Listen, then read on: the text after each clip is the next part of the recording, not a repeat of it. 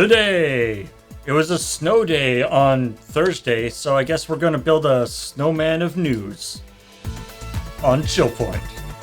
It's all just gonna come tumbling down.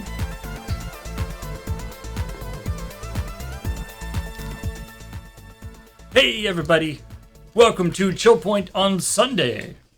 That's right. It's like, you know how if you go to like an airport and it'll be like, I'm sorry, your flight from Victoria to Los Angeles has been canceled because there's a snowstorm in New York. Right. And you're like, what the? That's basically why a snowstorm on Thursday means that this stream is on Sunday. Right, because they couldn't get the planes on Thursday. It means So quiet here on Thursday. You came in anyway. Yeah. It wasn't hard for me to do. My sidewalks were clear and I walked. Mm-hmm. The rest of you take buses or something. Mm. Or I think We know Paul me. probably could have made it in, but he was like, I could have made it in. What would I do? And I was Yeah. just like, well, I can find other things to do. Yeah. I went to school in minus 40 below weather, and because I walked, the buses really had to be out of commission for me to not go to school. Like, the schools themselves had to cancel, not anything else. I got up every morning to listen to the local news, hoping my school would be named. Never happened. No. when I went to university up Island at Malaspina University, which is now Vancouver Island Vancouver Island U. Now it's just Vancouver Island University, but it used to be called Malaspina University College. Anyway, it's up in Nanaimo, and it's built on a quite steep hill. It sure is. Like you need there's you have to there's stairs all the way up. Like it's not really walkable easily, shall we say. And so by then, because of that, every year, the first snowfall of the year, regardless of how bad it is, they close the school because people will die. Yeah, no, I mean... Because it's like the first time and nobody's prepared for it. I can understand the logic behind that. I showed up, no one was here, I got so much done. When you said, I think chat might not have heard you correctly.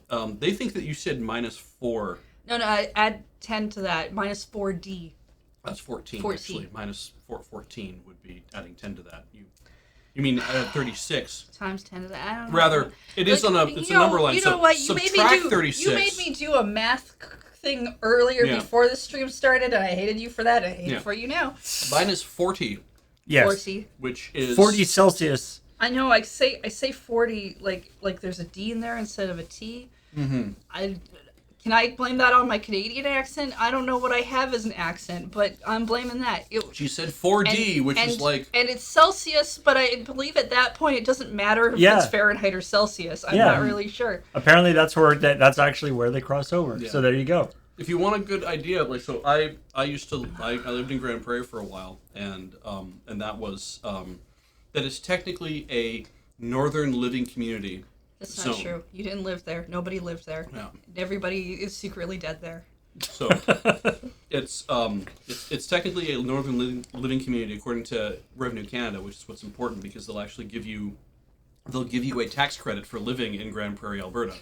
We know. Yeah. We know. Oh man. We know. It's so bad. Weirded out when I lost that tax credit for moving. And if you go look on a map, We're sorry. We're sorry you have to live here. Please take this money. if you go look on a map, it's kind of weird because you're like, that's not even that's barely halfway up Alberta, and it's like, that's right, it's barely halfway up Alberta. But -40 winters, you get at least one of them a year, like one day a year that might be that cold. You usually get about a week that's about that cold most, and now it's just always that cold because climate change. So Yeah. When growing up, we at least had 1 week of in the winter. of -40 in the winter, and 1 week in the summer that was a heat wave, and it was awful. Yeah. And those were both bad weeks. And now, I mean, and of course, as somebody who's lived in Victoria all my life, we don't have that kind of an extreme weather But Mm-hmm. am I correct in saying that now that you folks have been living in Victoria, Mm-hmm. the Victoria weather softness has rubbed off, and it's like It's so, I don't like this anymore. Yeah. It's so It's- nice that it's sunk in. That Yeah, it's you're kinda like, it's that minus 10 you outside. complain with the rest of us Yeah. when it gets. I mean, the reason to No. complain is not usually. I mean, one reason to complain is because they don't insulate the houses anywhere near as deeply. I think around here that they seem to Also, everywhere you else. have wall heaters for some reason. Yeah, we have central air furnaces. There's like when we moved out here, it was like, where's the furnace? And it's like, well, it's on your wall. Every room has Yeah, that at was least weird. one It's still electric weird, heater. to be honest. But no, it has more to do with the fact that the infrastructure around this city just kind of shuts down Yeah, because nothing is really winterized or built for that. yeah. We have a couple of like things that we can stick on the front of. Buses. No, we know they're the like dump trucks. I think like I don't think they're like full-time Yeah. snow plows. Right, and they're not like snow graders or anything like that. Yeah, Okay. yeah. It's just they just kind of go. Actually, the great thing about like buses are usually okay Mm-hmm. because they're so heavy that they can kind of drive around. But they I guess they didn't. Sometimes I guess they don't have the right, whether they have like different tires, they're not the right thing. And so if you notice at certain times of the year, I didn't even really notice it because it was just sort of a weird piece of civil infrastructure. Mm-hmm. But sometimes there are big tires around telephone poles downtown, Ah. and I was like, I wonder why there's these big tires around telephone poles. And then I was on a double-decker bus, and the bus comes into the bus stop and stops. The wheels are not turning. No. And just goes boom into the, and you can see the telephone poles that don't have those Yeah. things. There's like big chips taken out of them. These are wooden telephone poles. Yeah, wooden telephone just poles. putting that out there for everybody.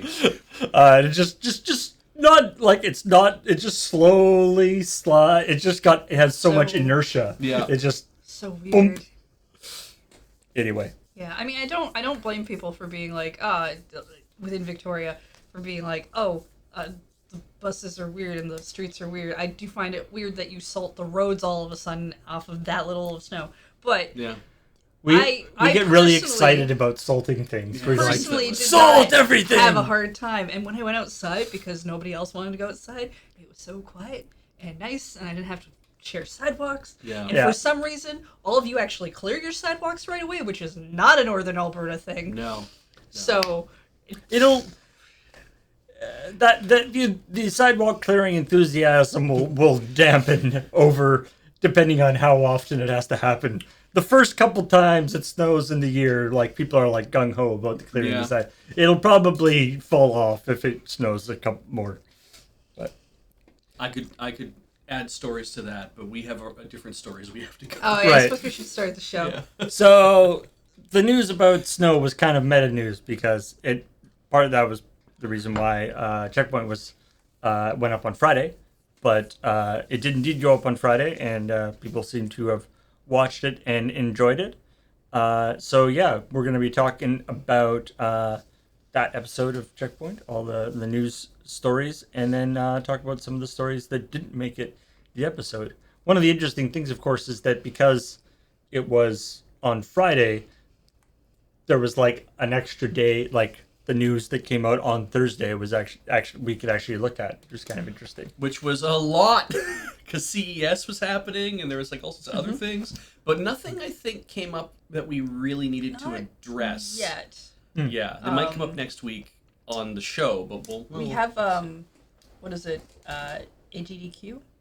AGDQ. Awesome Games Done Quick. That's happening this is weekend, This yeah. weekend. It starts So this weekend anyway. by the time next checkpoint rolls around, maybe there'll be some interesting speedrunning thing.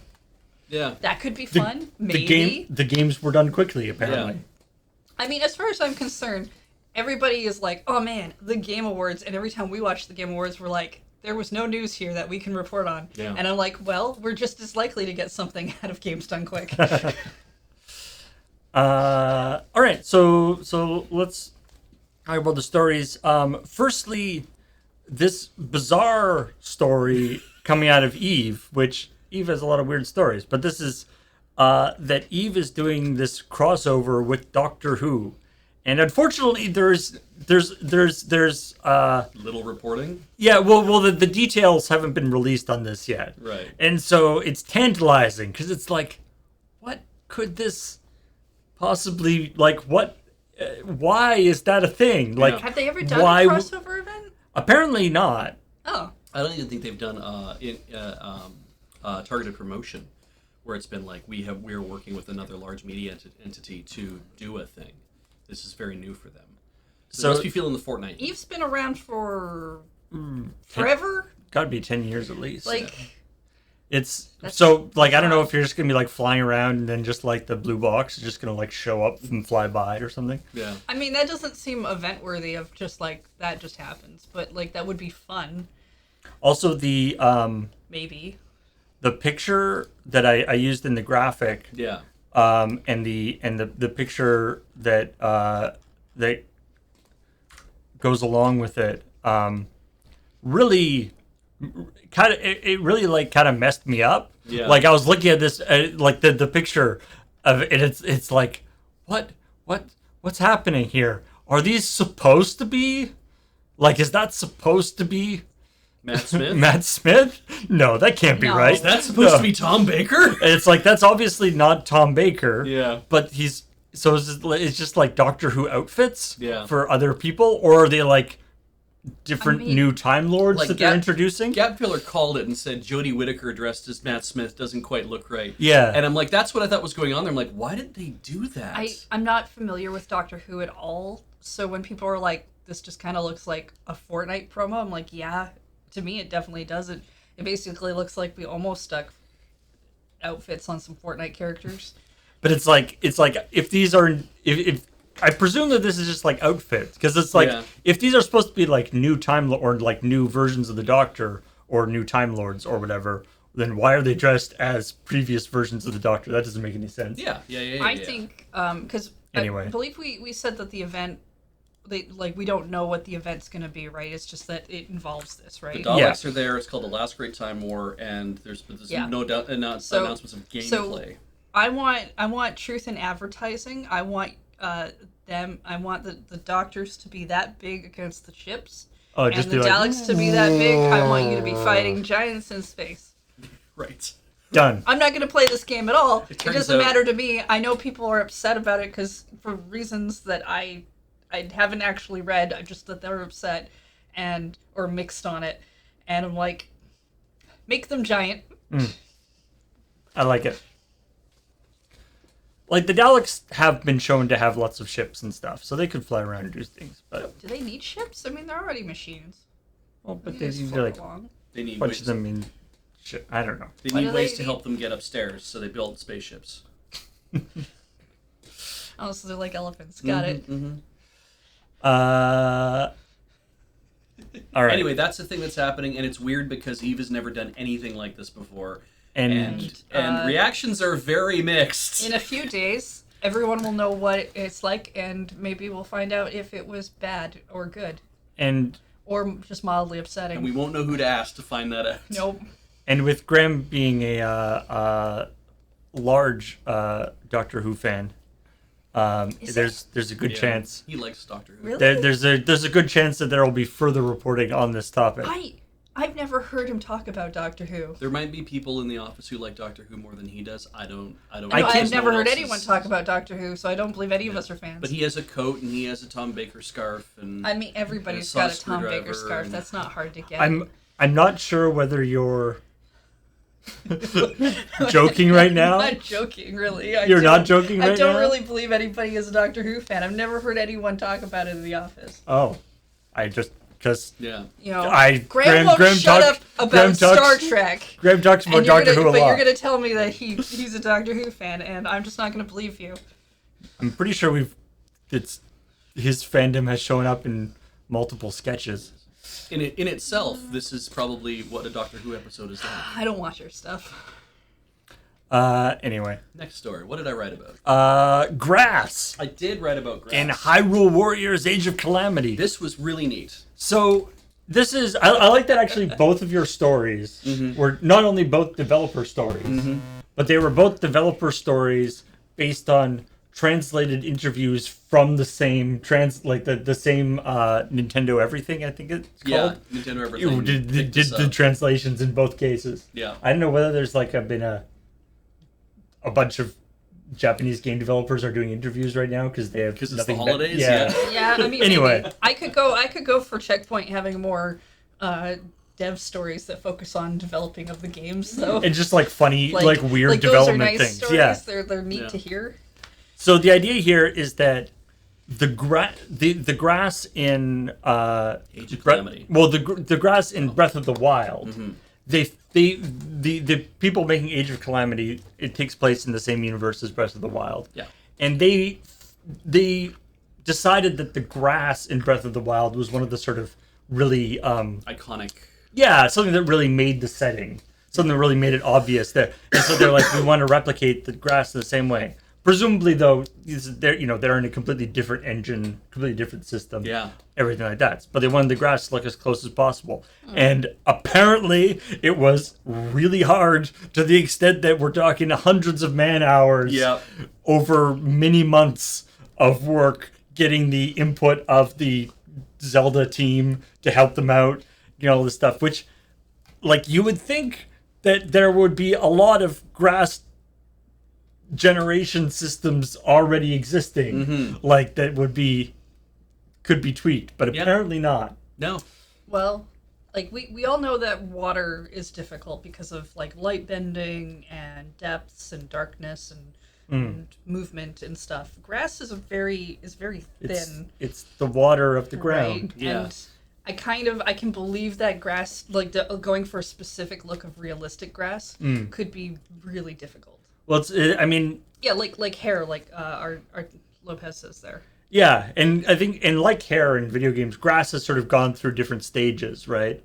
For a long time, it was little, almost like those little cut green things that are in sushi boxes sometimes. Yeah. They would just line up a bunch of those along the ground. Yeah, and you're kind of okay, that's good enough. And I mean, if you look at kind of how Zelda games have done foliage and how people have treated it, because I think of Wind Waker especially, because Wind Waker really stands out as here is grass, but all it is just you can see a waving polygon, you can walk through this thing, and then it's but this is grass. Now this is grass you can cut, and it's yes, and it's one discrete block of a thing that when you hit it, it poof disappears into a puff of grass, and there's a rupee waiting for you. I was gonna say, historically in the Zelda games, foliage has not been treated well. Foliage has been treated very poorly. It's been attacked. Well, Yeah. I mean, Yeah. so Marshland in Link to the Past kind of idea. Yeah. Beach came up to me while he was writing the story. He was like, "Okay, I've made this joke.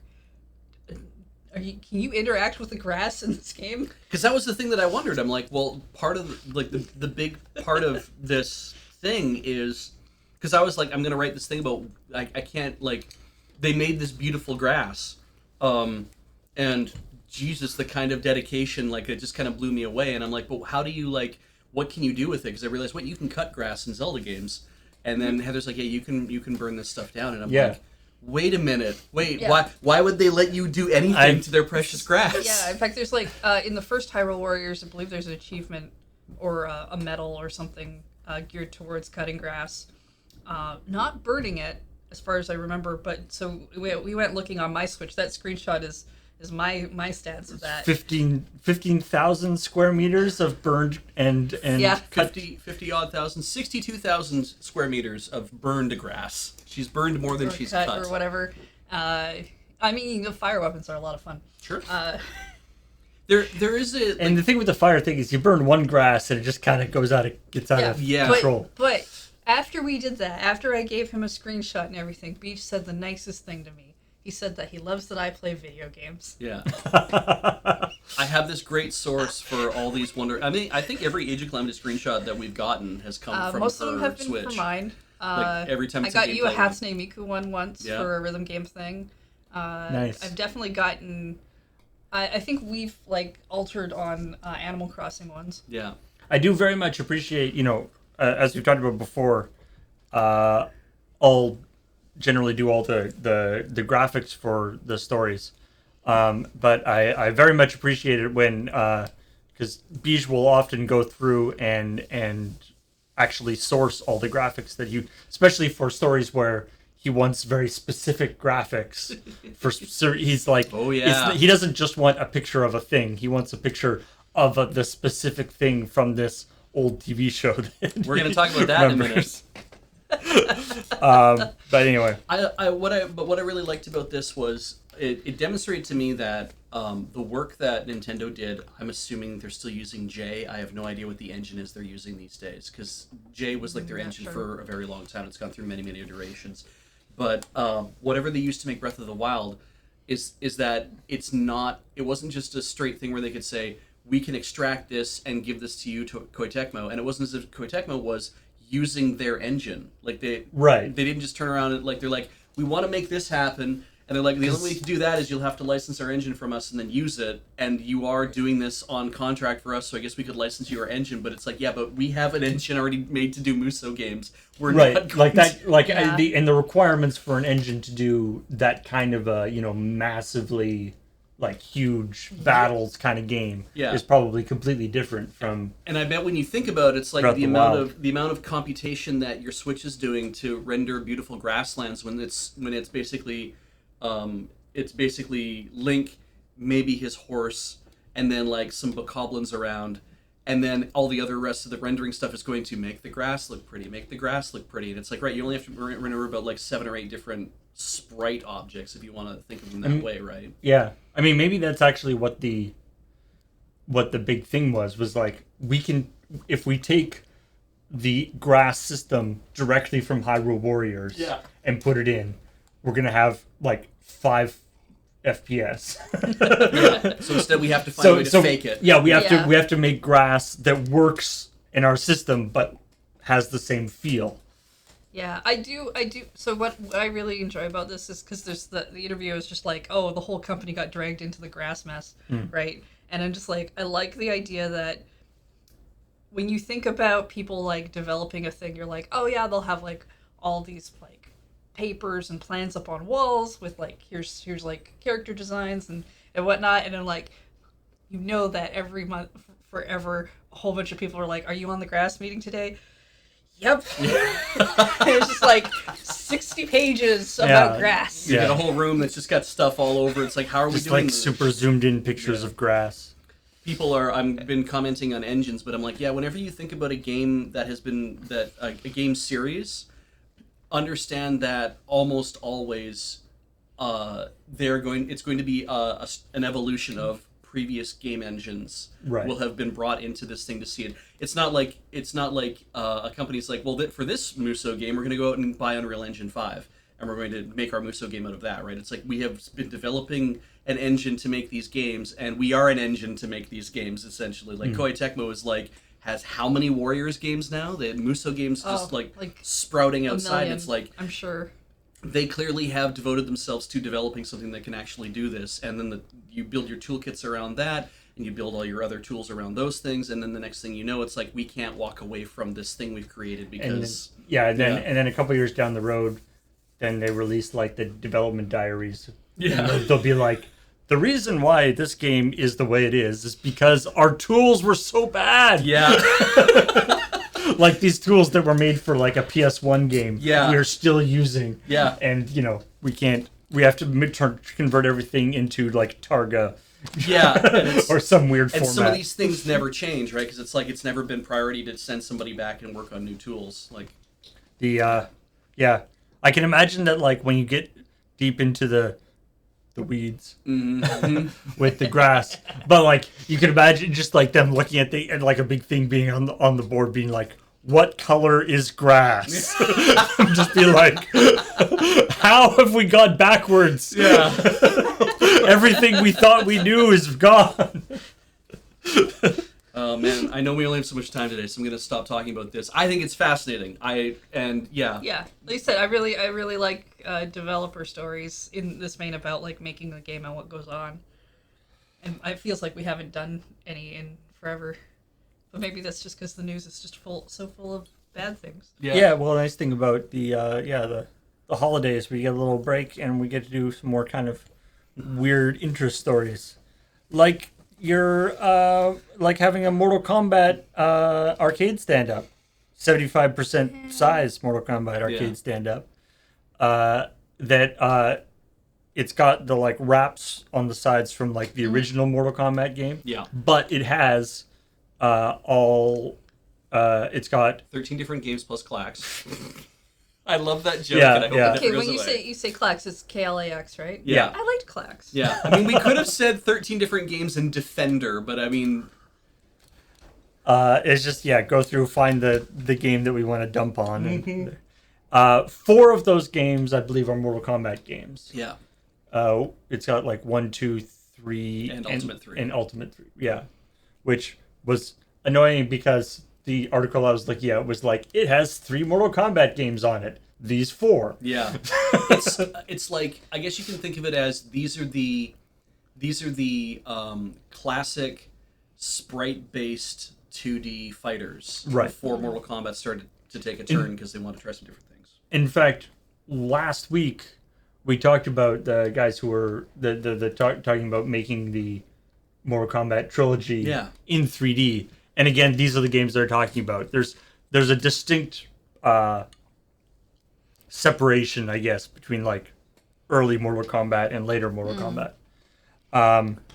The big takeaway from this, so the weird thing with these things is they're you can play on multiplayer online, but only if the other person has this arcade cabinet. It's not like you can play with other people who have other versions of Mortal Kombat. Well, or I anything. mean, at least you know you're playing against the same kind of person that you are. Presumably, yeah. And because they're 75% the size of The kind of person who wants to buy this specific arcade cabinet, Right. you are fighting against Yeah. yourself. These are the child-sized arcade cabinets, kind of. Yeah, They're- they said that it's like more suitable sized for a home, which I guess makes sense, but I don't know. I guess maybe I haven't like spent that much time around arcade cabinets, but like it seems 75% size one seems like weirdly small. Yeah, well, though, because whenever I've gone to like Best Buy and I've seen them sitting there on clearance because nobody's buying the goddamn things, which is funny because apparently they're super expensive everywhere else in the world because they're highly sought after. But whenever I've seen these arcade ones sitting there, they always seem like they're sized for children. They seem like they're sized for anybody who's like under 12 years old. And when this is at 75% size, I'm kind of like, surely a 3/4 size, like I'm thinking 3/4 height and 3/4 width. And I'm like, 3/4 height of an adult human is not a child, right? It's not Right. in my brain. It isn't. So, But it's not.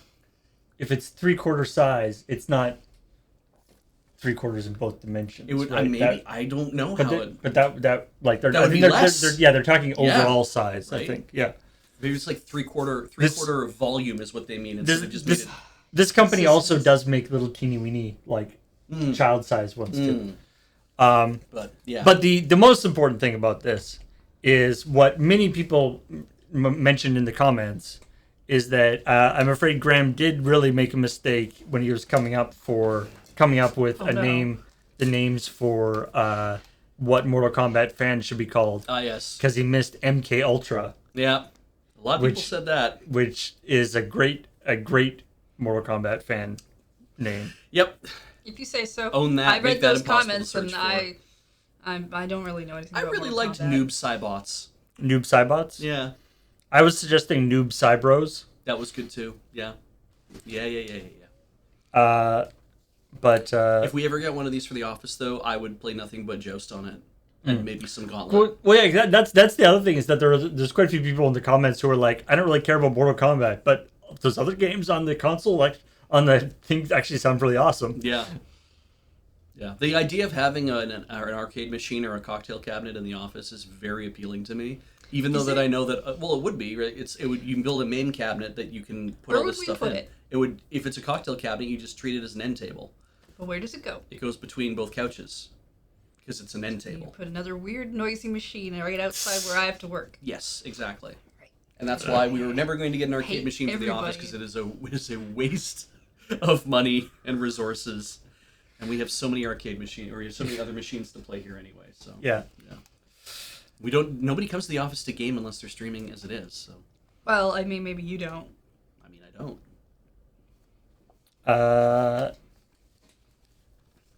I mean, nobody does right now. No, Well, it's true. no. Yeah. And the other developer story talking about new Pokemon Snap, which what I love about this story, what I love about this story is it's this interview with the developers of new Pokemon Snap, and they're talking about all the really difficult, the considerations they had. They went through different, talking about different iterations on how they could do Pokemon Snap. What They never let us know what they were, though. and what, yeah, but like what Yeah. and trying to figure out what like the core gameplay element of Pokemon Snap was, and they didn't do it for the Wii or the Wii U or the GameCube? the GameCube or the 3DS and stuff because they just didn't seem right for those systems. And then they brought it out. Then they bring out new Pokemon Snap, and I haven't played new Pokemon Snap. From what I understand, it is a great game, which is great because it is exactly like Pokemon Snap. I never played the original. I played the new one. But what I've heard from people who've played the original is it's more of the same. Yeah. But it's prettier. And it's just like we spent all this effort on it, and it's like it turns out that it was just we could just do the game but pretty, but new. And that's what we did. We were like, we way overthought this thing. Yeah. Yeah. I think because you brought up every Fatal Frame game That's on a Nintendo platform. that's on a Nintendo platform. That isn't Fatal Frame 2, because apparently I believe Fatal Frame 2 also came to the Wii early on. It's available in European markets, I think, at Project Zero 2 or whatever. And I was like, I'm not going to mention that because that was also on PS2. I'm mentioning only the Fatal Frame games that are Nintendo exclusive, or at least were at launch, because now Made in Blackwater is available on Xbox. But That's true. But yeah, also those are the only 3 Fatal Frame games I've ever played, and I believe we played them all in Let's Snope. I played them all with Alex. Alex, yeah, but I we think didn't so. we didn't go back and revisit them that often, which made me a little sad because I did want to see what happens when the game. Well, didn't they Explodes bring out. out one of those on the Switch? The one that was on the Wii U that Yeah. no one played because Made into Blackwater. yeah. Yeah, It's so spooky. yeah. The Mark of the Lunar Eclipse was Japan only, and sure. is the one that takes place in a broken down, busted out hospital, like just the creepiest great, hospital. great. But also, what I didn't like about that game is whenever I pictured it in my head, all I see is it was filmed in blue, black, and white, and that's it.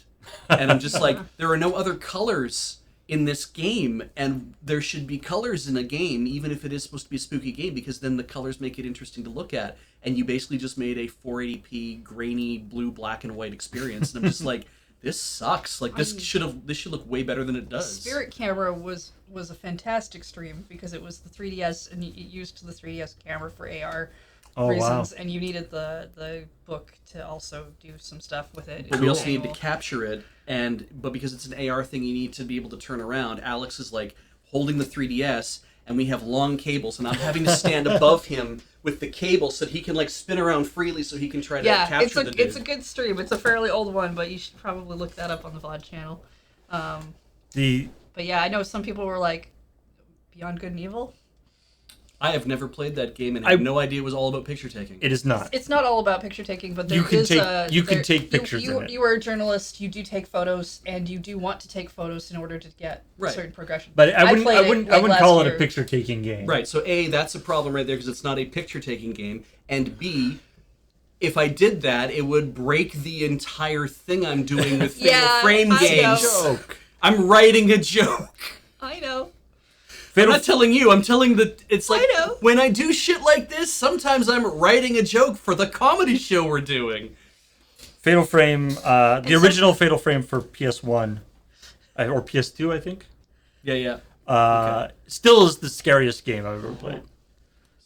I have not finished. I did not finish it because Graham and I were playing it like a long time ago at my place in the basement. Right. And we were playing it With the lights on. and yeah, it was like late at night. That's what you do. And it was the thing where we were playing it, and it was like we got a couple hours into it, and it was like, this game is very, very well made, and but like I'm not enjoying myself. I'm like so tense. Yeah. I'm just like, or it's like, or why don't we could play some Crash Bandicoot? Yeah. And it's like, Did you like walk up to like a portal, like some sort of like a thing to an attic or something? And you're just like, maybe we're just done.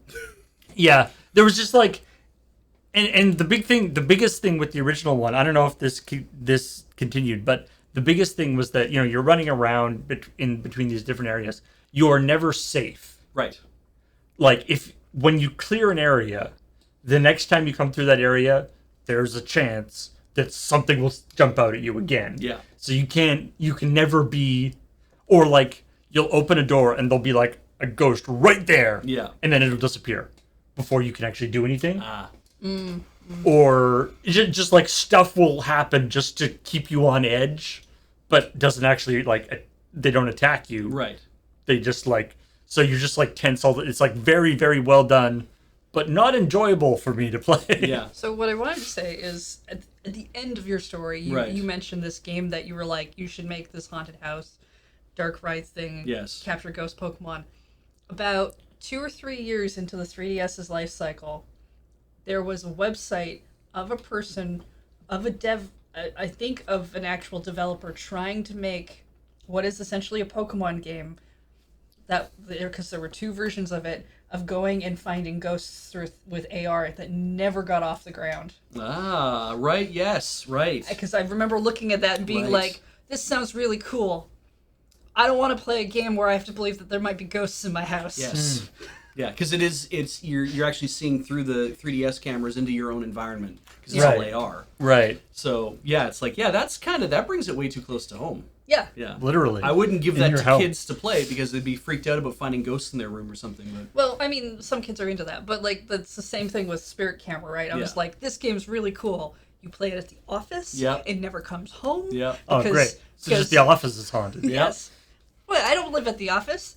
The office is allowed to have ghosts. So the haunted house dark ride image that came up. Oh, any idea how hard it is to get a ghost out of your shower? Yeah.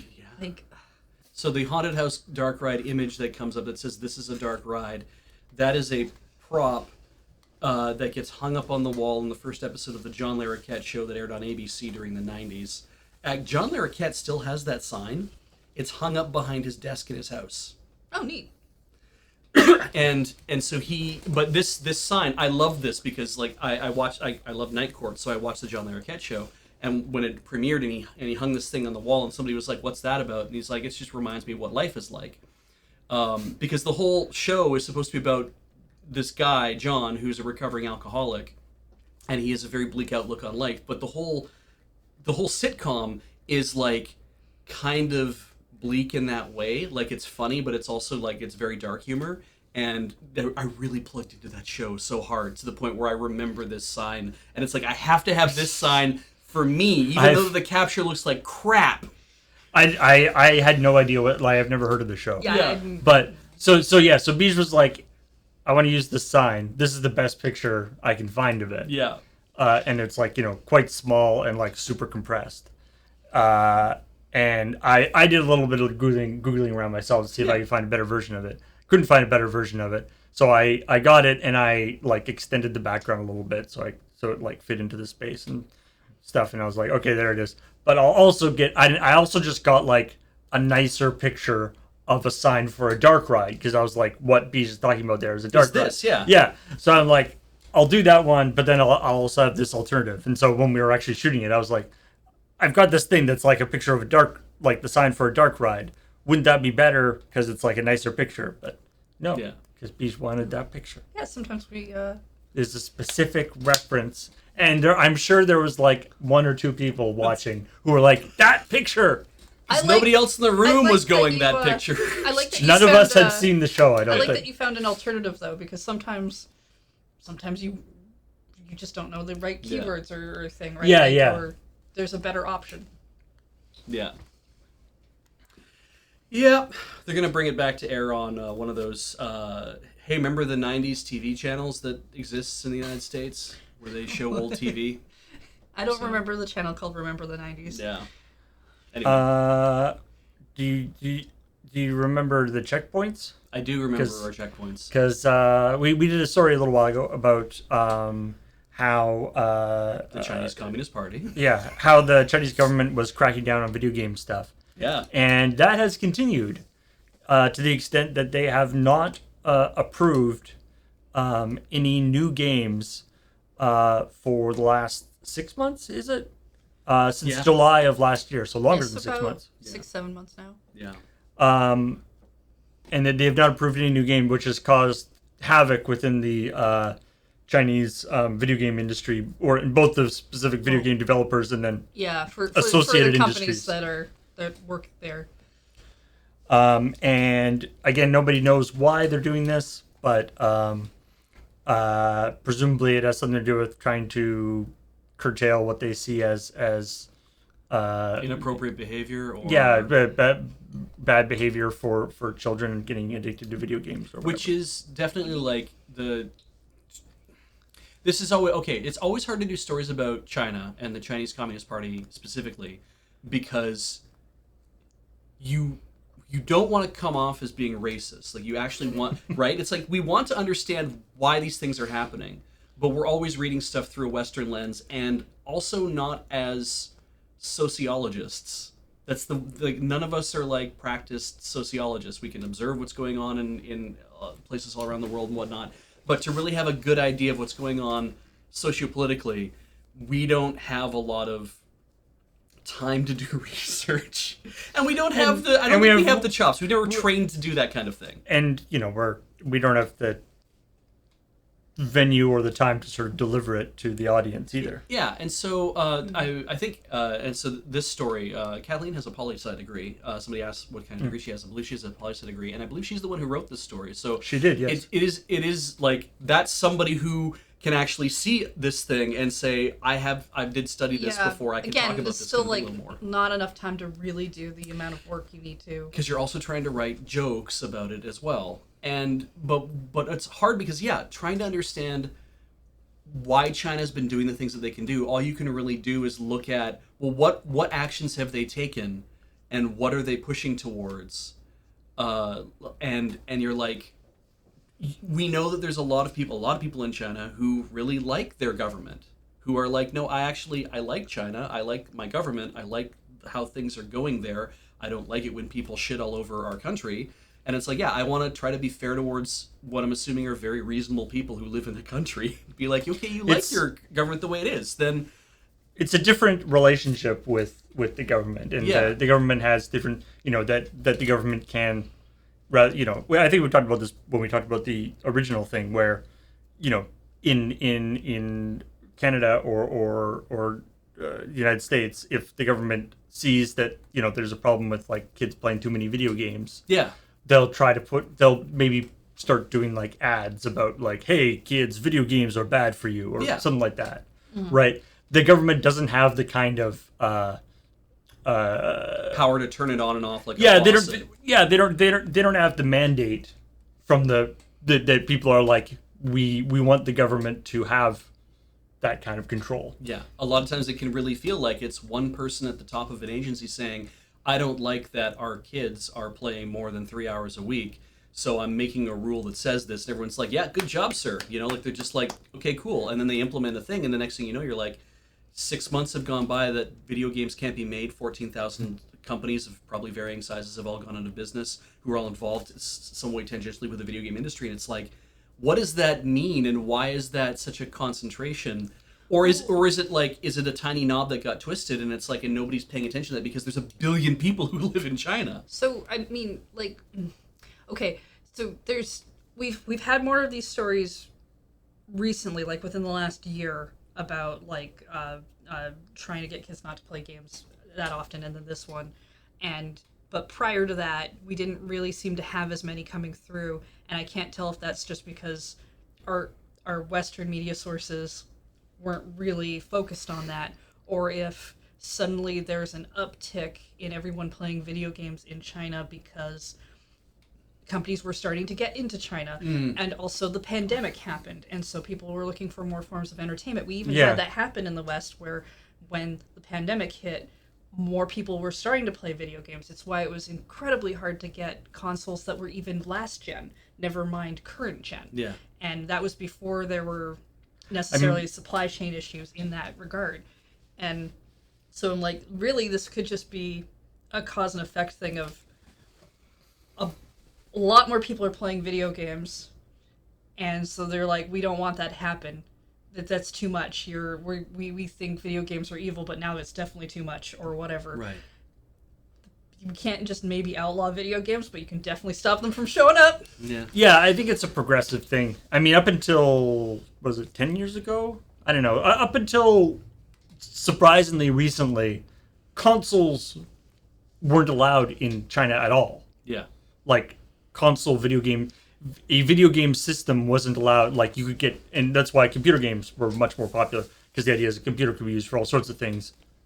But a console that specifically only played video games, they weren't allowed in China at all. Yeah. And then they mitigated that to some extent. But anyway, it's it's a whole different thing. One thing that when talk about there's the talk about the Winnie the Pooh thing at the end there. The two aspects of that are kind of interesting. One, Winnie the Pooh, as somebody calls out in the comments, and I think, and as rightly so, Winnie the Pooh is actually not. It's not like Winnie the Pooh is outlawed in China. No. In fact, there's like Disneyland or Disney. Shanghai Disneyland. Hong Kong Disneyland. That has Winnie the Pooh in it. Yeah. It's the comparison. They crack down on the actual like comparisons between Xi Jinping. Xi Jinping and Winnie the Pooh. That's and because they have done that on a couple of high profile occasions, there's been a kind of Streisand effect where kids, especially young people who are criticizing the government will wear like masks of Winnie the Pooh and stuff. But the character themselves, divorced from the political aspect of it, is totally fine. It's still just Disney's Winnie the Pooh. Yeah. Okay. I mean, to be honest, I was surprised to hear that joke because I haven't heard it in a while, and the only time I have ever heard it brought up was on stuff like Last Week Tonight or It's Colbert Show or whatever, where they bring up a political thing of it, and so to me, I was just like, oh, I see, we're doing kind of an old reference, I guess. Yeah. Well, it's but it's maintained. and it's a specifically, and it would also happen where at the same time as that was happening, China did not bring in. I think there was like the Christopher Robin movie. Oh yeah. And, okay. Yeah. Right. I forgot that was. And I think the new the like more modern Winnie the Pooh movie were not released in China, and so people were like raising their eyebrows at that. But then people like go back and they're like, well, those movies were not actually like super popular didn't like go do that well in the States, and only like there's a limit. I think there's something like in the 30s movies, like North American movies, are released in China every year anyway. Yeah. So it's not like it's not that unusual that some movies would be released in China. Yeah. So there's also a sense of like, so I saw a comment on YouTube that said that this is actually like apparently President Xi doesn't mind this at all, doesn't think anything of it, and it's somebody else that's in the party or in the cabinet who hates the fact that people are doing this comparison between the president and Winnie the Pooh. But hey, the president doesn't actually mind. He's like, he just thinks it's funny that people think this, that he's mad about it. And I'm kind of like, okay. I mean, cite your sources is all I ask in cases like that, because it's like, I'm not going to go Googling for that because I don't care one way or the other. But it is definitely Western shorthand to be like, do we want to poke the bear about their politics? Well, let's show the bear then. And that's how we poke the bear. And it's like, that will continue. I will continue to make those jokes because I'm like, well, it pisses somebody off in the Communist Party apparently. So. I mean, when I look at the structure of CheckPoint, it really does seem like it's mostly in there because of the copyright. It's Right. It's meant just to with flow. public domain. So. it combines Well, together with the public domain in the U.S. Because This is true. apparently it's not in Europe. Because they're Things this, are more this is according to complicated. comments. On Things the are more thing, complicated. but Yeah. They have a longer term thing, and I saw much discussion about whether or not Winnie the Pooh had a red shirt in the original things and may have in certain things, and I was just like, wow, I know not enough about Winnie the Pooh to know any of these comments are right. I believe one of the things that I saw was that he did not have the shirt in the first in the first book, but in the second book, there's a part that takes place in winter where he is wearing a shirt. Mm-hmm. But that second book, being published later, is not out of copyright yet.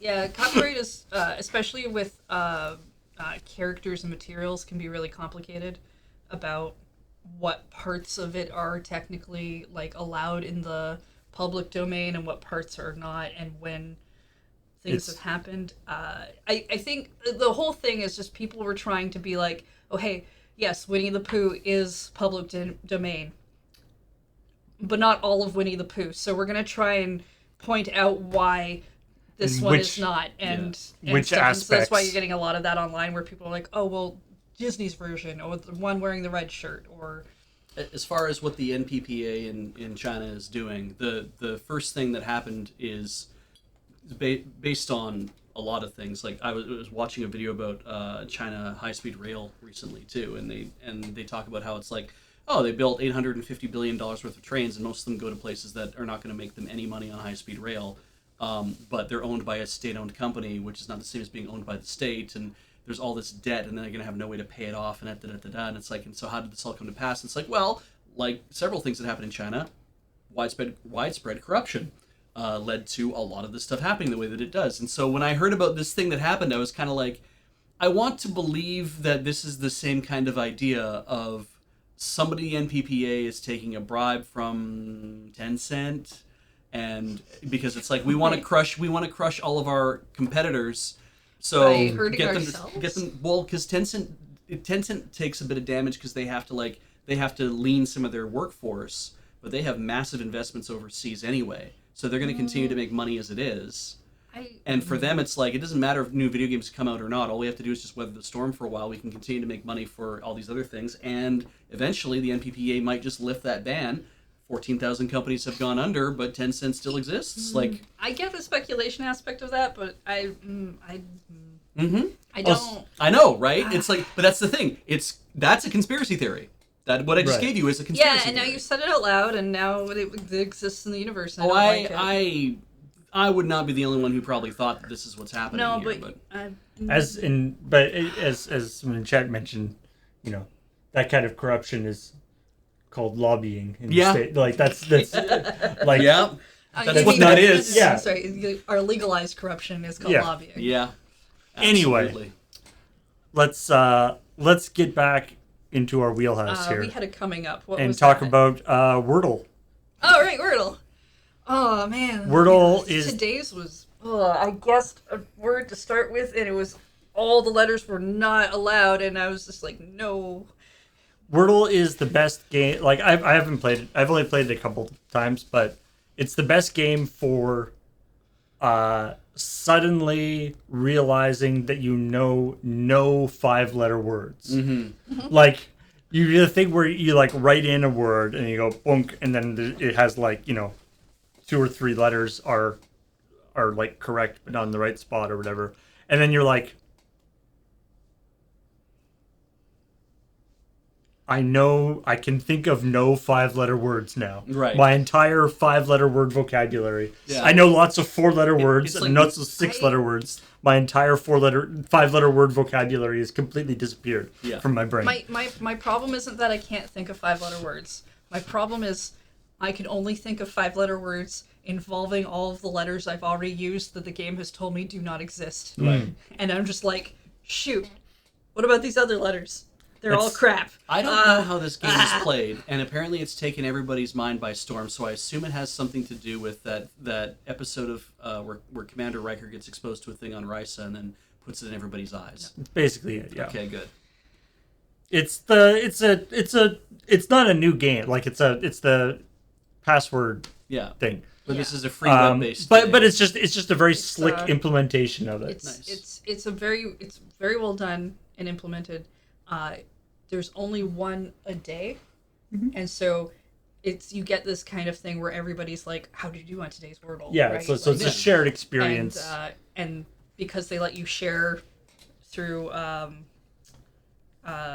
colored blocks, you can share how you did your progress of it without showing what you actually did with words. Right. So you're not spoiling it for anyone.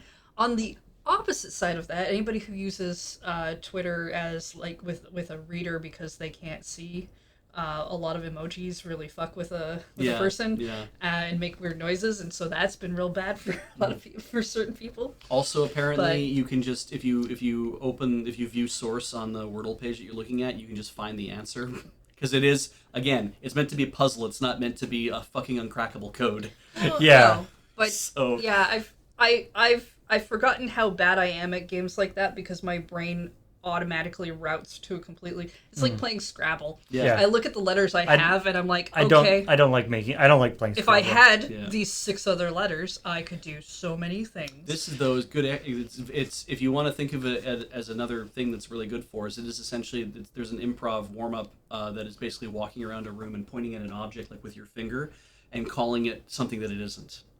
And then you try to do the thing where you're like, don't say fruit, because if you walk into a room, you're not going to find fruit in a room generally. So you don't just point a thing like, that's an apple, that's a banana. It's like, that's cheating.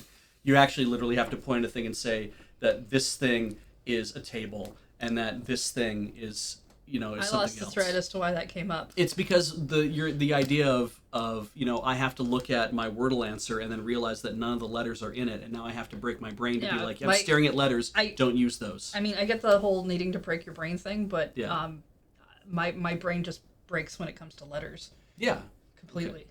It's just I think there's I can't play when we have rhythm games that don't have a color corresponding thing, but they make you use the letter on the thing. My brain doesn't like that. It wants arrows. There's an interesting brain, just the way I think you could probably do research on how people conceptualize, how people are different people conceptualize words and vocabulary and stuff by how they do on games like Scrabble and things, because I think it sort of illustrates how you're working through words in your brain, and I think people do it differently. Yeah. And which makes I hate Scrabble. I'm not very good at it, and I don't like playing it. I like the tiles. I like how they feel, but I don't like playing the game. But just my brain doesn't work that way. And I don't want to spend the effort to reprogram it. Yeah. I've also found when I put down a guess, your first guess, and all of them turn out gray. So it's you have nothing to work off. So you have to make a completely new guess. I panic. Yeah. Because I'm like, oh no. There aren't any more vowels. What? I've used up a whole guess. I have 5 more. All right, let's talk about some of the stories we didn't talk about. Starting with Dead by Daylight, which is so. This is one of those interesting ones. It's a little bit like Sea of Thieves in that you're making a game in which people are bad. Yep. Sea of Thieves, you're playing pirates. Yeah. Dead by Daylight, you're zombie? Well, there's the survivors. You're a killer. There's the survivors and there's the killer. It's an asymmetrical multiplayer thing. Yeah. And most of these games just end up being zombie games. They had a character. They had there's Leatherface as in from the Texas Chainsaw Massacre. Texas Chainsaw Massacre is in the game as one of. They've got a bunch of licensed characters in the game. Okay. And Leatherface's whole thing from the movies is he likes to wear people's faces. That's ew. Yeah. That's his Gross. thing. Mm-hmm. It's a scary movie. Yeah, I don't watch these movies. I didn't even know Leatherface came from that. I'm not gonna yuck his yum. I might. No. I do. But it's a bad thing. He's a bad guy. He kills people. Mm-hmm. He wears, and then he cuts off their faces and wears them. So, in the game, you've got like the face mask or whatever. But then they gave him Unlockable faces. unlockable, or not DLC, but like you could unlock different costumes for him, including different faces of the original four Survivor people. Oh. So the idea is that like you could be like, I'm wearing your friend's face. Ooh. I get it, but Yeah. gross. Yeah, we haven't got to the actual really gross part So yet. the problem is, a couple of the characters who are survivors are black. Okay. So you have the situation where the guy he can wear the black person's face. And it's kind of blackface. Yeah. But in a weird way. A lot more literal. Yeah. And of course, people being the assholes that people are, people are actually like playing the game and using that putting that face on and then, being offensive and racist at other And people. harassing other people. Yeah. And so it's like it's like trying to work through this thing, and it's like You took like a terrible character who is an awful person. It's like he kills people and rips off their faces, but he's not a racist. I guess. I assume I've never seen the movie, but now you have made this thing worse in a way that no one expected. Okay, even if he was. Yeah. Because I've not watched these movies and I don't have any. But even if he was, that's still no. Well, I mean, if he was depicted as. But, yeah. But yeah, and I think it's also, they always say that Texas Chainsaw Massacre is based on a true story, but I have no idea where the truth also lies in a lot of that. I mean, that's exactly why I don't want to know. And so the devs said, what the hell, you people? No, you know what? Dudes! We're turning off, we're removing these unlockable faces because people can't be fucking trusted. So, and so they're like, we're going to remove all four of these unlockable faces. Yeah. Because, to be honest, like, even without the blackface stuff, maybe it just wasn't such a good idea to have the guy being able to... I don't like anything of this There's story. a lot of very heavy disappointment coming from the devs over their player Learned base. so many things we I don't cannot wanna believe know. that there are people out there who did this, and this is real shitty of you. And that We made a beautiful thing where you could run around and murder your friends in gruesome ways. and wear their faces. And you ruined it. Mm-hmm. So... Anyway. They got on it fairly fast, it seems. So That's cool. Yeah, next story. Please. VR! Oh, good. Oh. That's still Speaking of things you wear in your face. Yeah, there you go. I hate you. I'm sure good fun, but not that one. I had to get there before the chat did. No, I hate anybody. Everybody. Somebody out there is just typing it out as I said it. So to me now, forever. PlayStation VR 2. Electric PlayStation Boogaloo. So this is just so because of CES and stuff. Sony has released the first details of their new PlayStation VR thing. If you recall, the previous PlayStation VR was the one that you had like the. They reused the move. Their move. Well, they things and their reused the camera, move stuff, except that and they added like you had the goggles, and then you had and then they also used the camera and stuff. Whereas they're doing the thing that their PlayStation VR 2 is doing the thing that's become more popular now, where they're kind of doing the inside out thing, where they have the cameras on the actual visor, so you don't have to like set up things around you. Yeah, that's kind of the new way. place. Yeah, they're trying to go. VR's trying to go more less cords coming out of your head. Exactly. Yeah. So that you can actually move around the room without tripping. And so this has been announced. This is the thing that is happening. Yes. And the other big one is, so it's apparently going to have eye tracking. Neat. That's which cool. is a big deal. That's something that a lot of the other people in the space have been like talking about for a while, but nobody's actually done it yet. Right. So theoretically, eye tracking can be used to do not only things in the game where you can like aim at something by pointing your eyes at it or looking around stuff, but there's also some really interesting techniques that people have experimented with that hasn't actually made it into a commercial product yet, where they can literally, because they can tell where you're looking, they can literally do actually what your eyes do in real life, which is render the stuff you're looking at better quality than the stuff you're not looking at. Right. Huh. And then dynamically, as your eyes move around, actually make things higher resolution as you're looking at it, which is wild. This all sounds great, and I wish it was true for me at all. I'm just kind of want to see what it does to you. It would, what it would do is on calibration, I'd put the goddamn thing on and be like, please look straight ahead. And I'm like, I am. It's like, please look straight ahead with both eyes. I'm like, oh, you can go fuck yourself. Please take off the goggles Yeah. and return this. Hey, Sony equivalent of Series, go fuck yourself. Is it not weird to, because okay, when I grew up, Yeah. as I was growing up, I got told constantly not to sit too close to the TV. Sure. Yes. Is it not weird now that we literally put cameras in front of our eyes? It's fine. I'm sure it's not going to have any effect on anybody. Uh, Really cool though. Like, I mean, the idea of like moving beyond the idea of just head tracking something to be like, hey, we're gonna watch what you're doing. That's really good science. yeah. And then of course they can also, watch what you're looking at. Yeah. So they can like show you an ad and know whether you're looking at it. Yeah. Know whether you're engaged because your eyes are See if you're looking away and move the ad in front of your face. Yeah. Just lock your eyes open. Yeah. And then the other thing that it's going to be doing is apparently it's going to have haptic feedback. Like you can get punched in the face. I guess. like on the visor, or because I'm assuming that you're still like holding like grippy things to like You might have haptics mimic through there, hands but or something. I understand. The next time James falls down in Minecraft VR, his head snaps back, and it's like, okay, that was a good fall. So I kind of like the look of those.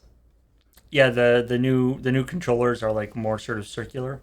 Got the big like The guard for your hand, which is good because if you're swinging your hand about trying to do something, because you'll do it fast and you'll end up banging into something. yeah. So, And if I punch something by accident, I really want to punch it. yeah. I like that. Yeah.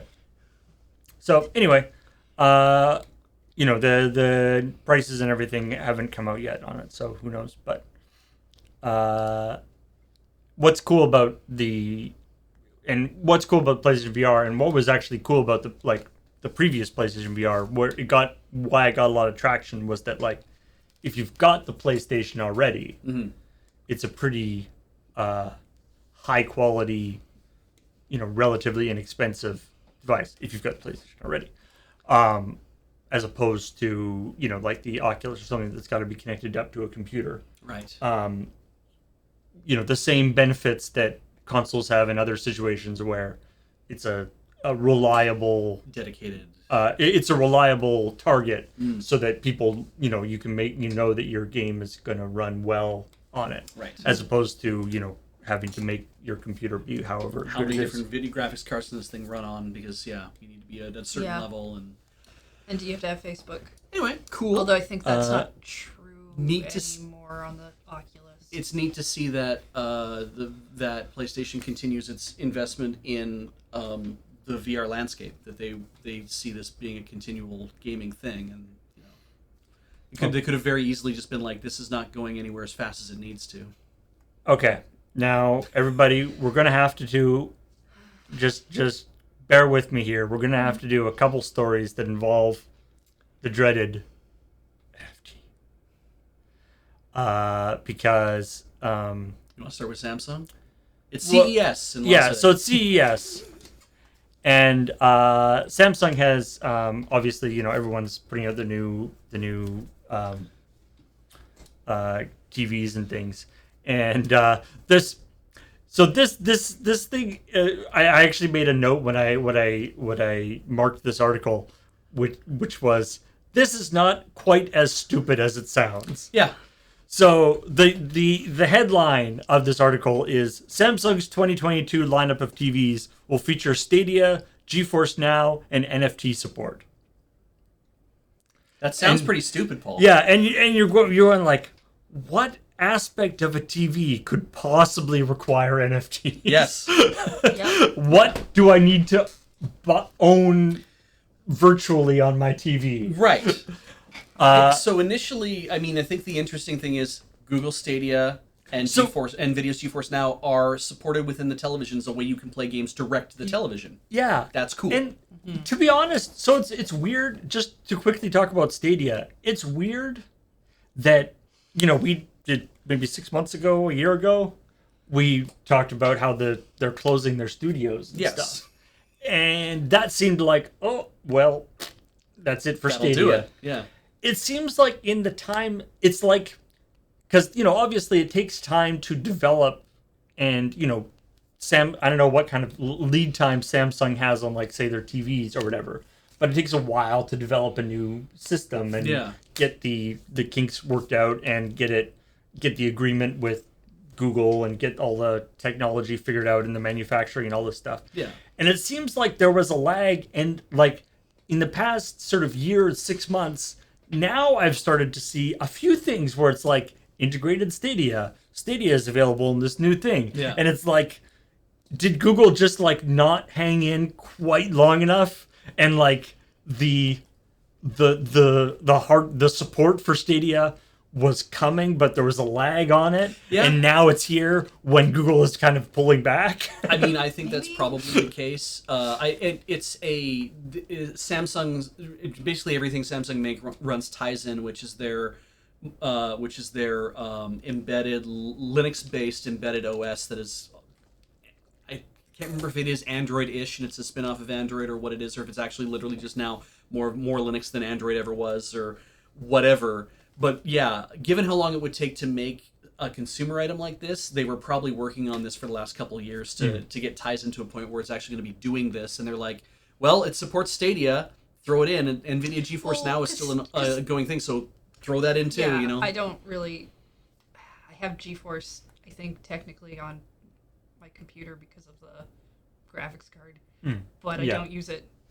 Yeah. That's it. It's the thing where you can. It's not a. It's like you can. You can. It's sort of a cloud gaming thing. Yeah, yeah. But you can also Like, have it from like your own computer. I believe like Stadia is not like you could go get Stadia. It's still there. Oh yeah, it's very Right? much. It's just It's very much we there. haven't.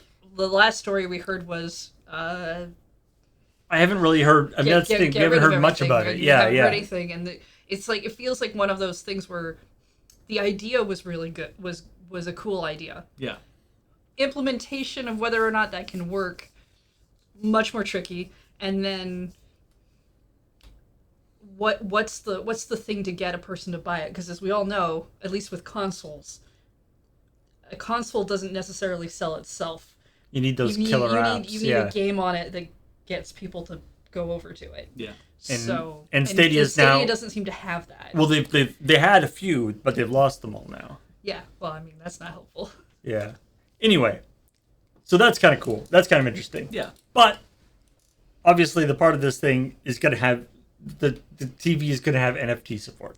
What the hell does that mean? Yeah. Yeah, I would like actually to know. What does that So mean? it turns out to be, like I said, not quite as stupid as it said. It's basically, there's various NFT clearinghouse websites. There's NFT places where you can, where you can sell There are NFTs. exchanges and stuff. Exchanges and Yeah. stuff, where you can sell NFTs and buy NFTs. Okay. They're going to allow you to do that. They're basically taking one of these, I forget what the OpenSea? Or is it?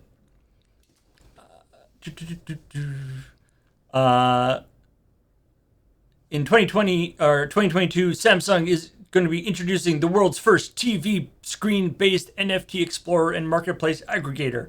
A groundbreaking platform lets you browse, purchase, and display your favorite art all in one place. So they're going to basically, like, I would guess it's basically just going to be like a web browser thing. Like you can take the like an NFT marketplace and you can look at it on your TV. This would be akin to like a stock market app. Yeah, Type deal. yeah.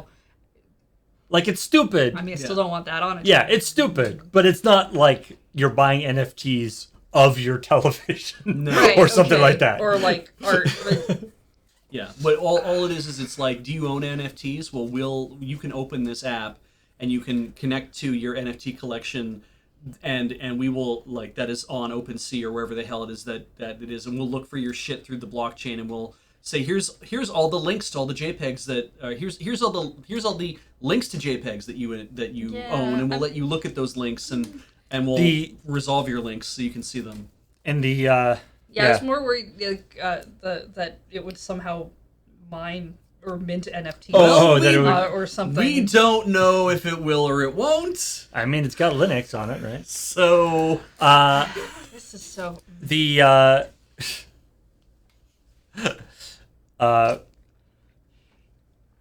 but yeah. So to be fair, there are a lot of weird apps and features on smart TVs that nobody ever looks at. Yeah, and smart So TVs adding are, yet another one is probably like, you know, my smart TV has the like apps for like a dozen like weird ass video streaming companies that I have never heard of before and will never use.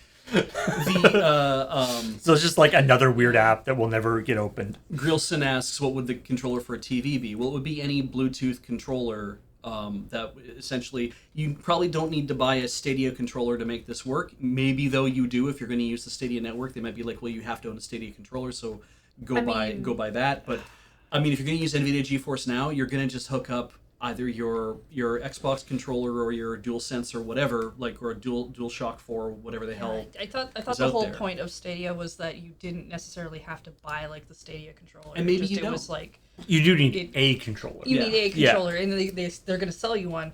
But it wasn't like if you already have controllers for a bunch of other devices that are kind of already Bluetooth or whatever, you need to have. Yeah, that I think specific one. at least Xbox and PS. Like the marketing for that whole thing was yeah. Play your games everywhere on all devices so that you don't have to be dragging your laptop. Yeah. Right?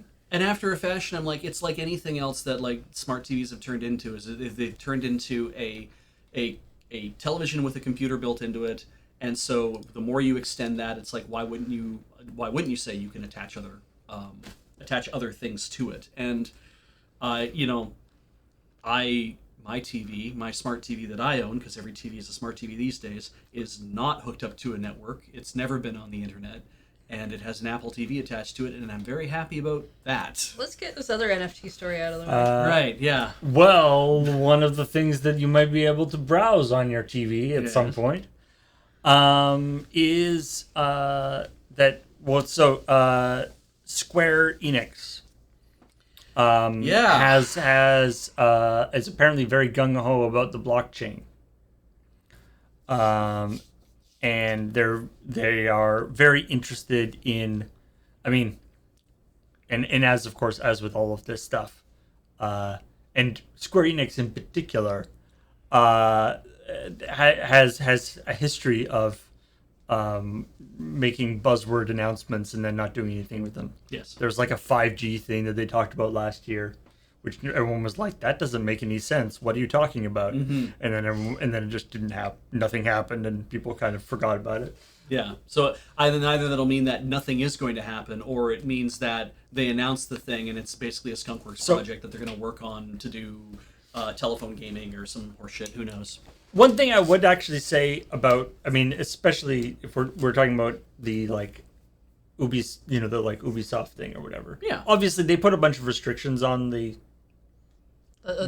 courts thing, right? Yeah. Yeah, they put a bunch of restrictions on them, which defeated the entire purpose of the operation. But in principle, the idea of DLC for a game,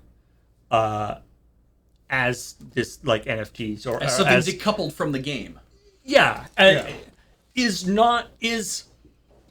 a slightly less stupid than the like art NFT thing, right? Yeah. Like that is because in that world, in that context, the digital thing is the real thing. Like that is the thing that you want. Is the DLC for the whatever, the skin for the character or the whatever they were, fancy lion pants or Wolf enhanced pants. Wolf pants. or in the case of Final Fantasy 14, if it's going to be like, or Final Fantasy in the case it's like fancy hats or whatever. Bunny enhanced ears. So these are, but like, that's the thing that you're getting, is the thing that's the NFT. It's not, you're not getting a thing that points to the bunny hat. No. You are actually getting the bunny hat. Yeah. Which is, so at least, I mean, we're still at the point where it's not better than just Square Enix having a database and doing it that way. But we're at least not like, it's at least semi-functional. Right. At this point. It still ends up feeling like, as you say, it could have all been done in a database. But at least it's saying that the thing that exists is the thing that's there. The thing with Square is Square Enix, sorry, Square is old and a different thing. Squeenix. Is that this is a thing they said that they're going to do. We don't know what they're going to do, how they're going to do. We even suspect they might even just not do anything because buzzwords. And but the thing is, the letter that literally says we've gamers who just want to have fun playing a game don't like NFTs, but we're thinking about the players who want to contribute. What about the players that don't want to have fun? Why Why is nobody targeting that market? Why is nobody targeting the players who hate our thing? Yeah. Like, that's just kind of confusing because it's like, what? Well, and by and large, it is like it's a statement from the president, and this could definitely be one of those things that doesn't go anywhere. But it's one of those cases where if you are upset by this, normally it's like, oh, you just wait to see how the market shares squeaks out. But it's like, in a way, it's probably a good idea to make your displeasure known directly to the companies because, for example, Sega announced a while ago that they were going to do NFTs. That's true. There's a very recent story where they're like, okay, so actually, let's give you a breakdown. It's a very cogent breakdown, apparently, where they talk about we've been hearing a lot of complaints. We've been seeing a lot of people in the market talking about NFTs and how they would use them.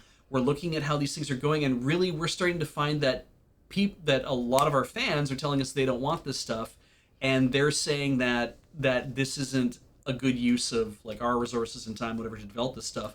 And so we're not going to do anything with NFTs, and we're going to keep an eye on it, because if it is just a thing that you buy a thing, then that's not worth it to us to develop this stuff. And it's like, okay, you didn't say, no, we won't, but you said, we're really not inclined to do this because it sounds like everyone thinks that we're just doing this to make money, and that's not why we're trying to do it. But because it looks like that's what we're trying to do, then we don't want to do it because of the optics of it. And I'm like, you've picked a very interesting position.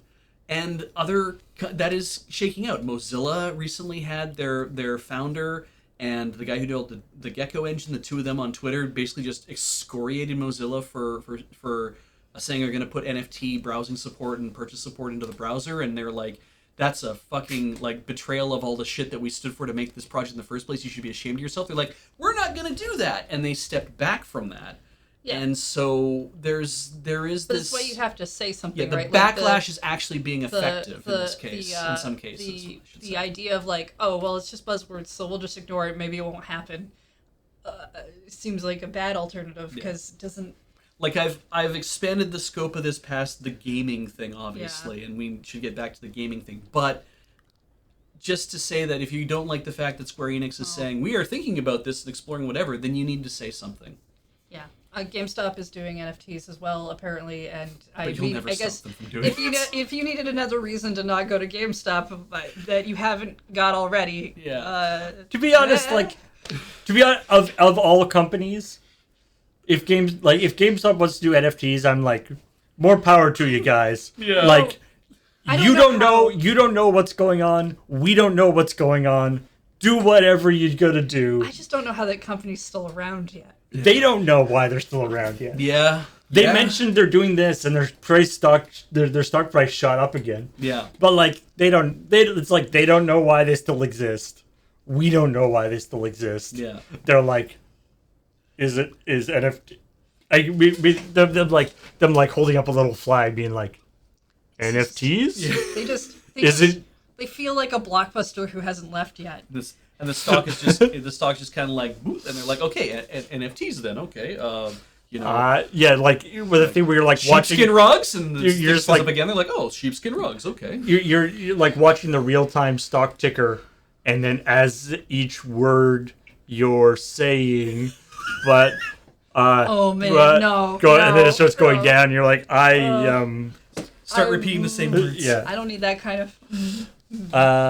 Anyway, speaking of things outside of video games, Oh, thank God. Gordon Ramsay doesn't know what Twitch is, but people are eager to tell him, And really want him to know. People really do want to explain. and he's things willing, when and someone says he's they don't know. Yeah. and he's willing to learn. Oh well, that's different. This was just kind of a meme moment that was on his Gordon Ramsay's new show, which is called Next Level Chef. He and other chefs are putting together teams of other chefs, and so he was, he's going through and talking to people, and a woman who he was getting onto his team because I think she'd made like a scallop thing that he really liked. Mm-hmm. He was like, "So what do you do?" She's like, "I am a chef on Twitch." I have a cooking show I do on Twitch. And he was like, "What the fuck is Twitch?" And to get the quote proper, I have to swear. He was like, "What's that?" And so everyone laughed at that. And then she had to. I don't know. I haven't actually seen the episode with it, how much explanation she was able to go into, but people then started. And so Gordon Ramsay changed his like Twitter bio to be like, Doesn't know what Twitch is. chef. Yeah, it's like, television chef doesn't know what Twitch is, and like Twitch retweeted him, and Yeah, Twitch tried to engage, which is good for them. And yeah, who knows? Maybe they will stream the first episode of this show on Twitch as a means of making money or something, or maybe he will do. He should do a fucking Twitch premiere. Have they done? He should do one. That would be killer I mean, for the brand. He's done a ton of stuff on YouTube already. Yeah, but So- are they still doing the Twitch like watch along? Not watch along because that's a separate thing, but the because they used to show episodes of like Bob Ross, and then for a couple years the they Twitch did presents. they did some anime stuff, and I haven't heard of them doing one Yeah. recently. Are they still doing those? I don't know, but yeah, there's I think it's called Twitch Presents. Yeah. I would straight up, like, I'm sure the moment this happened, whoever it is that works in Twitch marketing was just kind of like, get Ramsay's people on the phone. We need to get like the first season of MasterChef or of Hell's Kitchen or whatever, and we need to have that running on loop on a channel. We need to have him come on and say some stuff. Okay, that's It's what they gonna be should great. be doing. I don't know that companies actually work in the fun, high-spirited way that you think. I mean, it's like you have a zeitgeist moment. Everyone's having fun with this. It's like you get on it and you get it done within a week, and it's just like we just want to do this just as a goose. Oh, they're still goose, airing a Bob goof. Ross? Oh, okay. That's Just as a neat. goose. That common expression that everyone uses. Yeah, Just like a goose, just like a goose. You know how it is. Another guy who's a real goose. Wait, a goat. Shaq. Yeah. Or should I say, Shaka Claus? That sounds dirty. I like that though. That sounds incredibly dirty. That's what he's calling himself. Dirty. Because over Christmas, this is another very heartwarming story. Over Christmas, basketball star Shaquille O'Neal got 1,000 Nintendo Switches In case you're wondering where they all went. from his friend at Nintendo, Yeah. And 1,000 and 1,000 PS5s. PS5s. Which we're not talking about. This is Uh, right there. and He's trying to outdo you. yeah, he took these gifts. And if you're on the nice list, you get the Switch. If you're on the naughty list, you get the PS5. Ooh, controversial take. Mm-hmm. And then he got some bikes from Walmart. Oh, cool. And then he he went to an elementary school and went around and gave a bunch of people a bunch of kids presents. That's super cool. And then he also visited schools in Las Vegas. The Shaquille O'Neal Foundation provides toys, laptops, and lunch for children. I just because it's the Shaquille O'Neal Foundation, I kind of wanted to like I feel like it should be more. It's like provides toys and video games and support for incredibly large children. Yeah. Just the children have to be Just over 7 feet tall. 7 foot tall to qualify for the thing. Height. Yeah. Yeah. Towering kids. The Shaquille O'Neal towering child. Yeah. I do like Squidvorb says, it's a lovely story. Where the hell did he get 1,000 PS5s? He has a friend. I guess an uncle at Nintendo. Or, sorry. My uncle at Nintendo got me 1,000 PS5s So to give away. I guess sure. blame Shaq for why you can't get a PS5. Mm-hmm. Well, partially. You thought Paul was bad with his 5. I mean, maybe Shaq was just he was wouldn't- on the Walmart webpage, real early in the morning and Yeah. refreshing. I mean, I wouldn't doubt that if this is a foundation that's been around for a while that does this kind of event thing every year, that they maybe had an order in for like, we'd like to get this many PS5s before it maybe even launched, and they were gonna get them like later. Mm-hmm. Oh, sure, And yeah, like that kind of thing. Like, but if you didn't get a present from Shaq, if you're one of the few people in the world who didn't get a One of the present from few. Shaq Yeah. this year, you can get Paul was super naughty. That's why he got 5 PS5s. yeah. Xbox has your back because if Xbox is they've done a lot of promos with different company, with Monster Energy drink, Pringles and different things for Halo, where they do like you buy this thing and then you get an in-game thing in Halo. Mm-hmm. This is really cool. This is kind of because it's kind of a different spin on it.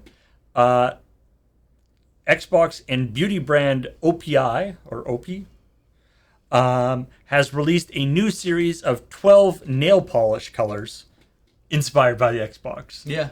So, along with your cool shoes, you can have matching nail polish. The adorable scheme of hues from every color will include, and they come with special in-game content for Forza Horizon 5 and Halo Infinite.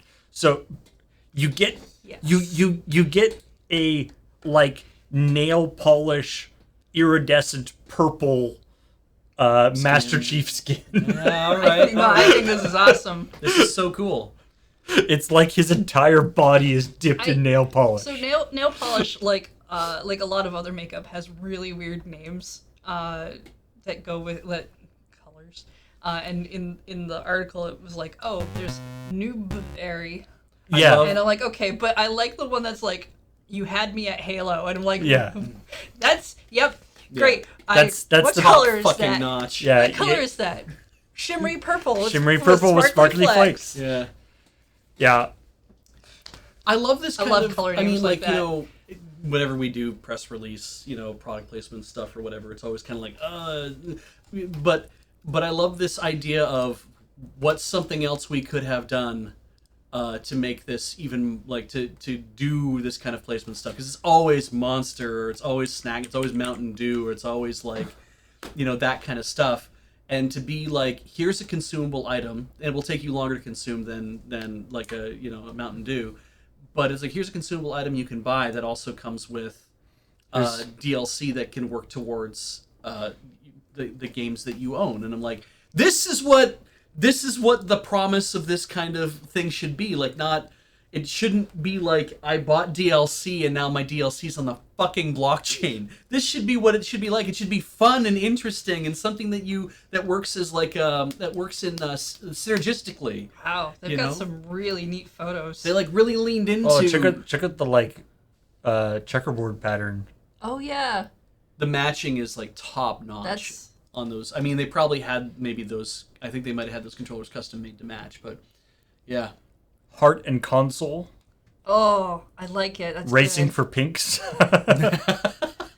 Yeah, like you said, the color names you get for cosmetics are always really funny. Yeah. Because I like to think that someone says, "Oh, are you're dropping by and grabbing whatever from the store? Can you pick me up You had me at Halo colored nail polish. Like, what does that even mean? And you have to ask somebody behind the counter because they don't know. But it just is like, I know it's still capitalism, and I know it's still late stage capitalism and all those kind of things. But I'm like, at least they tried something different, unexpected. It's still a consumable item. Yeah. Which I appreciate. It's an item that means I get to do my nails. And also it's like, I don't know. and not I'm pretty cool with that. I'm not 100% here, right? This is like, but it's still, nail polish is still very heavily feminine coded. And the fact that that's a product thing they went after to be like, it's not all like, testosterone and giant testicles, like, and Monster Energy drink. It's not that. It's this other thing. I'm like, that's great, because nail polish is starting to get a little more. It's starting to become more of the androgynous thing, right? So I'm like, this is cool that Really Halo's like, we Kind- want it that has- to be a larger market. Yeah, it's nice when your giant testicles come with free DLC for something. Yeah. Your heavily gigantism testicles. Your cumbersome nuts. I'm gonna Hey, what's the leave last soon thing? if you keep being this way. All right. Well, good news is you can leave pretty soon, because the last story talking about is new GPUs from, again, this is because CES, new GPUs coming out from NVIDIA and also AMD, and Intel, actually, although those ones haven't are not quite out yet, but they have been announced anyway. Which is one of those things that everyone is like cautiously excited about, where everyone's like, new GPUs at really interesting price points. That sounds great. I wonder if anybody will be able to get them. Yeah. But on paper, it seems cool. But you can't put a Everything is piece. cool on paper. You can't put a piece of paper in your computer. If you have a printer, you can. That's. But assuming that they actually are, in any way available, especially, so there's the high end one, which is, as you might expect, redonkulous. Sure. The new 3090 Ti, which is, I think it's like $1,500. Like, it's really expensive. Yeah. And with performance to match. The 3090 was previously the big one, so they TI'd it, Right. which just means they'd like made it all, added another thing to everything. You can go read about what that means. Yeah. But the more interesting thing is the 3050, which is their new kind of middle of the road, middle to low end, I guess. Oh, okay. Which is $250. U.S. Yeah. US, Yeah. which is very reasonable price for a, and we're talking, this is getting into the NVIDIA, the 3000 series NVIDIA cards. So it's got all the stuff that NVIDIA cards, maybe doesn't have as many shaders as the 3090, but it's got all the super sweet machine learning stuff that all the NVIDIA cards and the dynamic super sampling and all that cool stuff that's on like the new, you get the latest generation of NVIDIA cards. $250, sounds great. Whether any of them will be available, and whether when they are available, they will be available for $250, because of course that's the reference thing.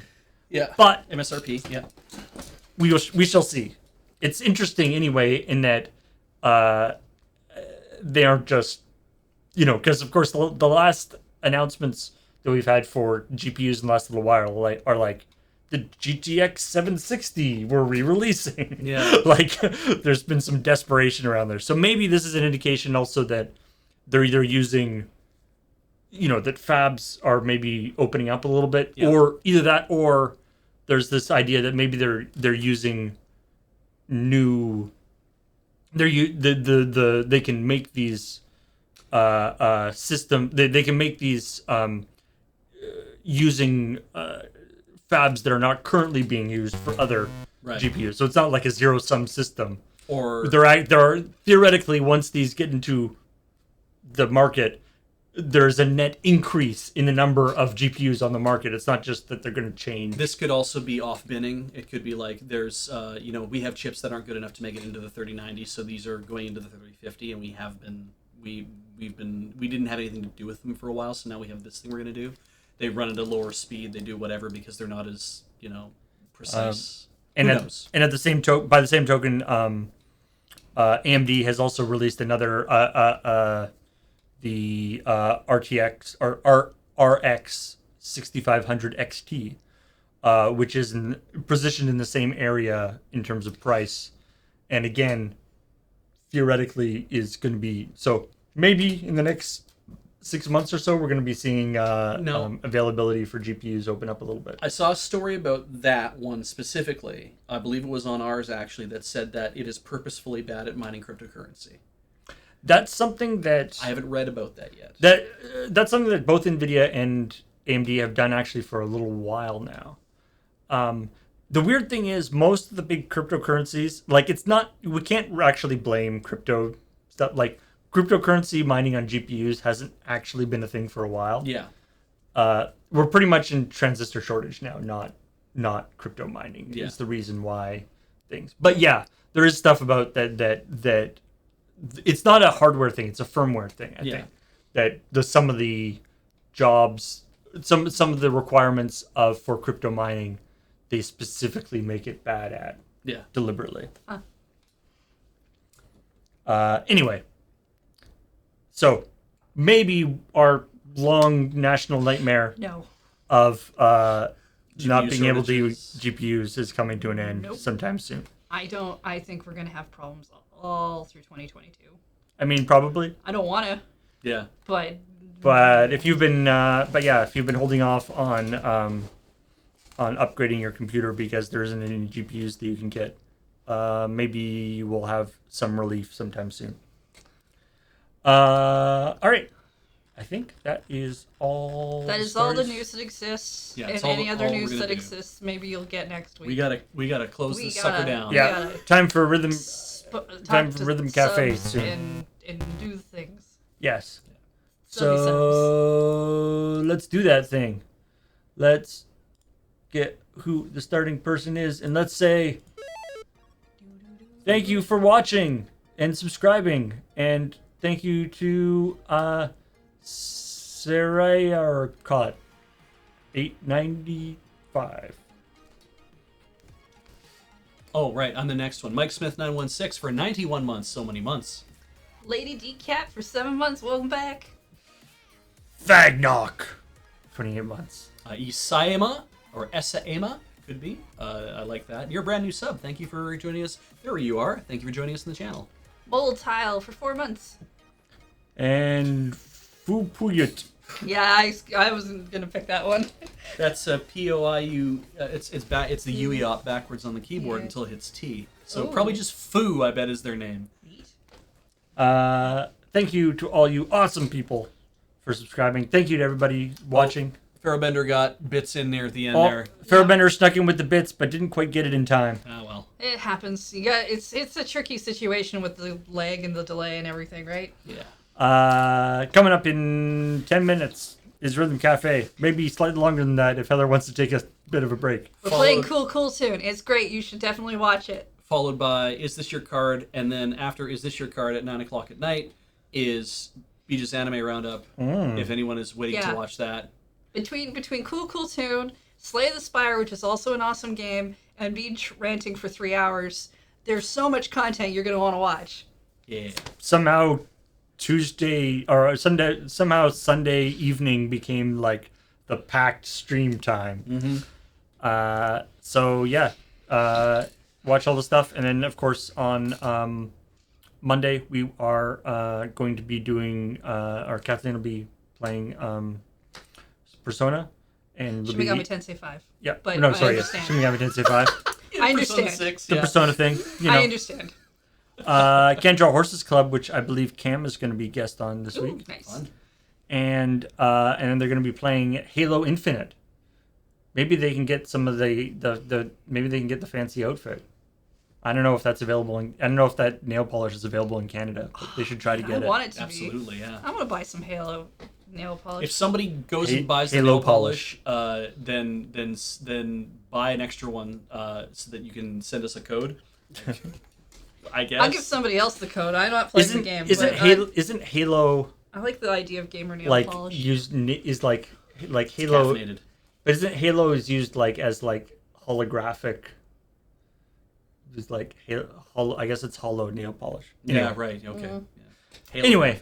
Halographic. Thanks everybody for watching. We will talk to all y'all later. Bye.